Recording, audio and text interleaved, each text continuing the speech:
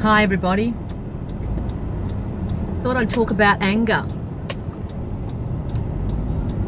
Anger is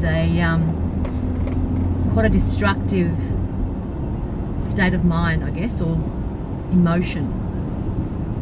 And that when you're in this emotion or in this phase of anger, there's a story that's repeating itself about how you would want it to be or expected it to be, or and that's what actually fuels the anger, is the story. And the story mostly is completely misunderstood, because you're both coming from a perspective of I'm right.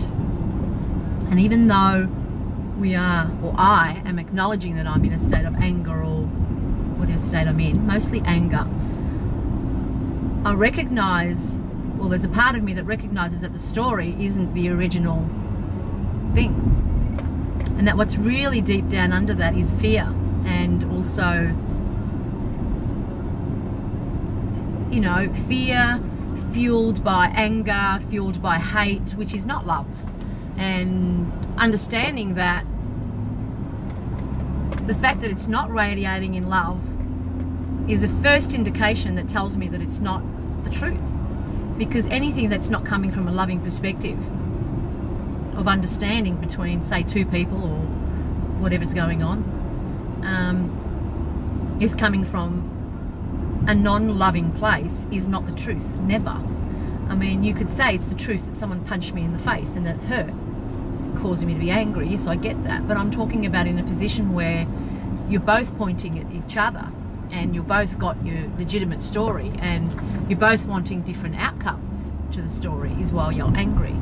And it's really, really hard while you're in this, I'll call it a vortex of anger, to actually just be that, even though there's an awareness that says, like, this is not the right mind thinking, there's this really inability to take control of that right there and then, like a water off a duck's tail or water off a duck's back, and just to go, all right, I'm going to drop this anger, I'm going to drop this ego mind perspective and just be love.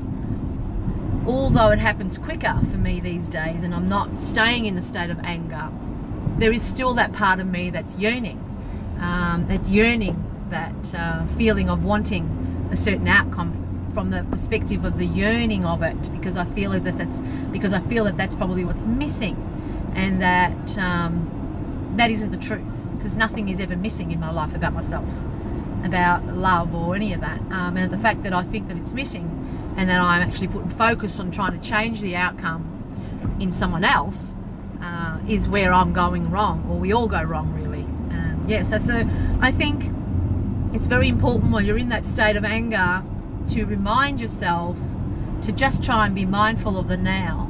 Bring yourself to current moment and just know that the story fueled by the anger and the hate and the whatever isn't the truth, and that allowing it to let go and rest in universal hands, call it God, whatever you want, and that it will be sorted for you. And usually when you have that perspective of, I understand this is not the truth because it's not coming from the right source, that's when you'll be able to sort of take a handle on it and say, I'm just going to give it up now and just allow myself to not try to be right, and just allow it to just I guess sort itself out. Because when two people are in a state of anger, there is no right ever. So yeah, I encourage you that when you do get in the place that's mentally there in anger, that you just walk, that you maybe just go away, or bring yourself back down to the nothingness of the moment, get yourself engaging in something that you love. And yeah, so thought I'd share that with you. Try to remember that whenever you're in a state of anger, hate, it's usually coming from a fear perspective, and that it's usually coming from a place that, you know, is not the outcome that you expected. Yeah, so I hope you all guys are having a beautiful Sunday, and I'm about to go into a car wash. Speak to you soon.